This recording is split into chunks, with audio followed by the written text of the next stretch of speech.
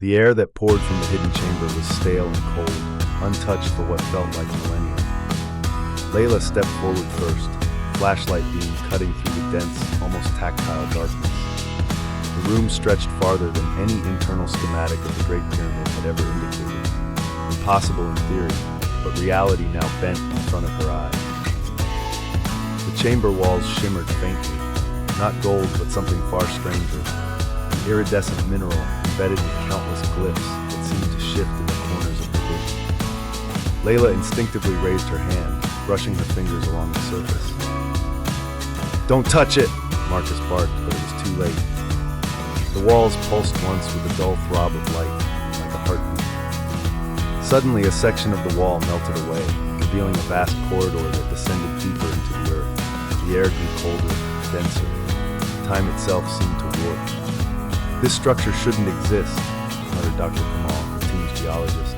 "We're beneath the bedrock, impossible without modern machinery." They ventured deeper. The passage was lined with statues, jackal-headed, falcon-eyed, crocodile-jawed. But these weren't the familiar gods of Egypt. They were wrong, twisted. Their eyes gleamed with embedded stones that emitted a soft green glow. Layla's heart pounded. These deities don't belong to any known pantheon. They look designed, engineered. As they descended, strange vibrations buzzed under their feet. Equipment malfunctioned. Compass needles spun wildly. Marcus, however, seemed unaffected. He pressed forward with a strange intensity, as though something was guiding him. Then they reached it. A circular chamber, vast and domed, unlike any architecture Layla had seen, ancient or modern. At its center stood a monolithic obelisk made of black stone, covered in pulsating blue veins. Around it were 7 golden sarcophagi, each bearing no names, no inscriptions, just a single repeated symbol etched in deep red.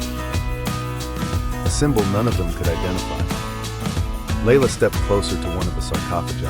It was cold, far colder than the surrounding air, and vibrated ever so slightly. She crouched, brushing away centuries of dust. Then she saw it. A faint trail of reddish sand. Blood? No. It shimmered under the flashlight, metallic and unnatural. She dipped her finger in it and instantly recoiled. It burned ice cold, and her fingertips went numb. Suddenly, one of the sarcophagi began to tremble. "Get back!" she shouted, pulling Marcus away just as the lid cracked open. But inside was no mummy or bones. Only.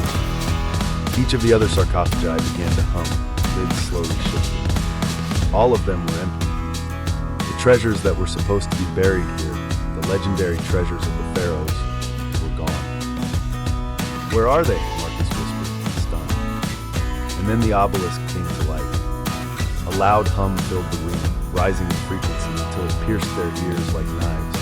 A beam of blue light shot from its tip, carving strange glyphs mid-air that hovered and spun like they were alive. Layla recognized some, snippets of ancient scripts from Sumer, Atlantis, and even Mayan codices, combined in ways no scholar had ever imagined. The chamber responded with a mechanical groan as walls shifted. The entire dome began to rotate. A low voice, neither male nor female, echoed in the room. "You are not the first." Everyone froze. "You are not the first to seek the forbidden vault. The treasures were never meant to be kept, but protected." Layla looked around, trying to find the source, but it came from everywhere at once. "Who are you?" she demanded. There was a pause, then the voice answered. "We are the Guardians. We have been here since the age before memory, sworn to remove temptation. The gold, the jewels, the weapons of power taken, hidden across the earth, across dimensions, to preserve the balance." Marcus shouted, "You had no right. That treasure belongs to us, to humanity. Your kind has not earned the trust. Every time the vault opened, it ended in chaos, war, collapse. The last to enter were your ancestors, who used what they found to build empires and destroy them." Suddenly, the chamber began to shake violently.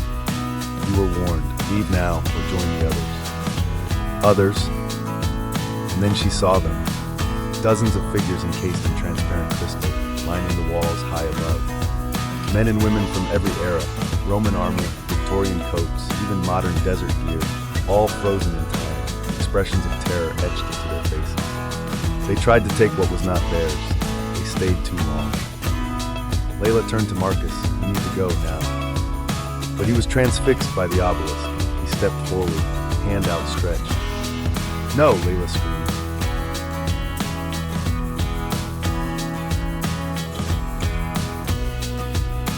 No sound. Just the voice boomed again. "You have chosen wisely. Leave this place. Speak of it to none. Forget the treasures. They are not yours." Layla backed away, her legs shaking. She guided her team, what was left of it, back through the corridor as the vault sealed itself behind them. The wall returned, smooth and featureless, as if it had never opened.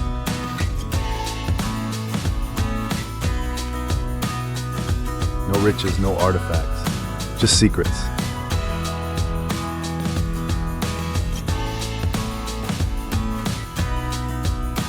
But she knew the truth now. They had been taken by forces far older and far more powerful than mankind could comprehend. And they were still watching. The sun beat down on the Egyptian sands, unrelenting and bright, as if trying to scorch away the secrets buried beneath the ancient dunes. Dr. Layla Hassan adjusted her scarf, shielding her face from the searing wind, and gazed at the towering silhouette of the Great Pyramid of Khufu. Even after decades of excavation and exploration, the ancient monument refused to give up all its secrets.